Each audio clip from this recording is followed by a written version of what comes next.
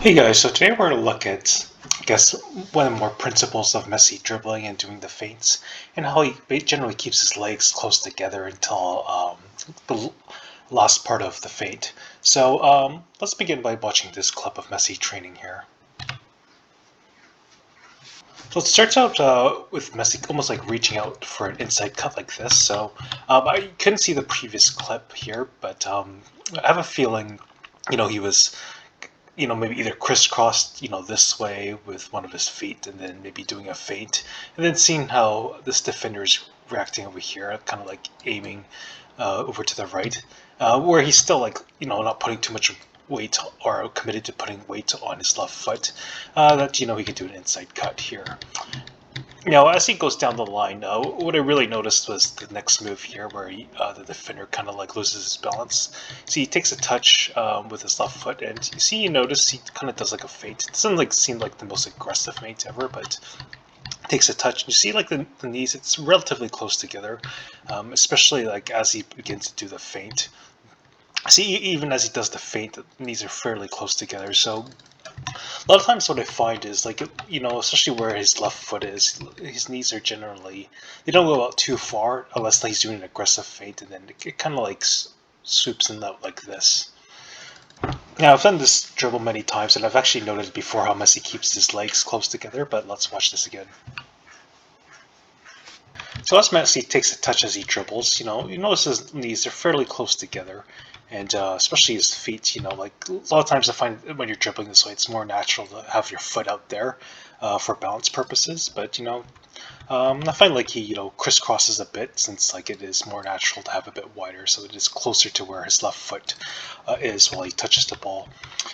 So as he takes his last touch, you see like how close those knees are together. Again, I think when you do a feint like this is where like it spreads out. But I find it's like a lot more natural to like immediately like bring your leg out there, because you're thinking about putting your foot out wide. But here in a lot of cases, I find he keeps like those like knees close together, and then like as he reaches out and extends like this part of his leg, that's when it extends out this way and goes far apart. And finally, let's watch this clip, since I think it illustrates the legs being close together, but also the timing of the move. So as Messi approaches the defender, you see him like taking a dribble with his legs, and his feet are fairly close together, and kind of the outside of the boot, and turns it in. Now kind of look at this. Pay attention. See his right foot. It kind of crisscrosses like a bit inside like this, and you can't see the defender here, but I assume the defender maybe was kind of like about to lunge in. So the moment he lunges in, Messi takes a touch to go to the outside there, and then takes a feint again with his right.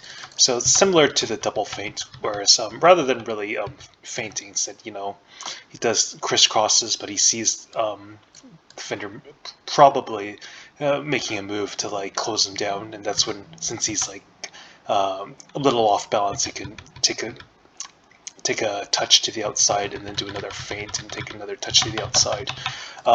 Generally, I find what Messi does after seeing a lot of clips of him is like generally, if the defender's on the feet, he'll maybe crisscross a bit more, and then he'll feint and then do his first turn. Sometimes he'll do a turn here if he sees the gap and the defender's off at a position or ready to lunge in.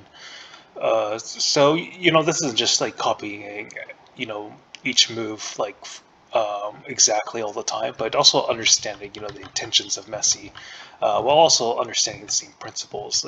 Keeping those legs. You see those legs being close together, and see even there, like as he turns to really close together, and then when he extends that leg over here, is when it comes apart a little bit more, and even then it's not too far out.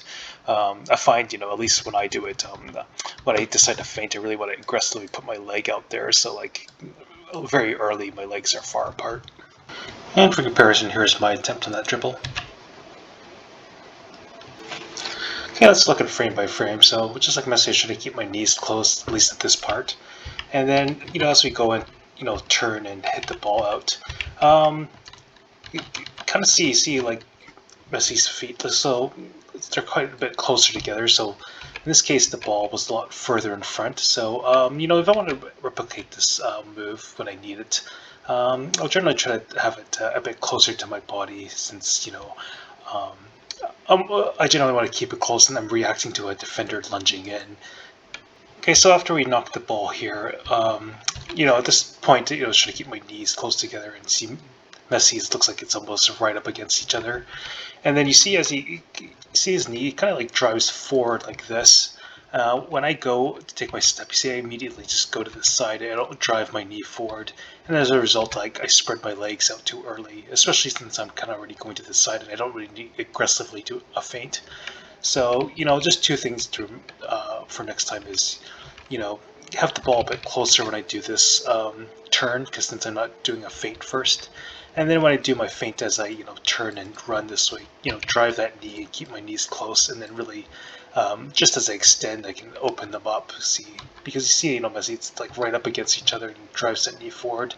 And then as he extends that leg, then it goes a bit further apart. But even then, it's not too far apart as he goes to the side.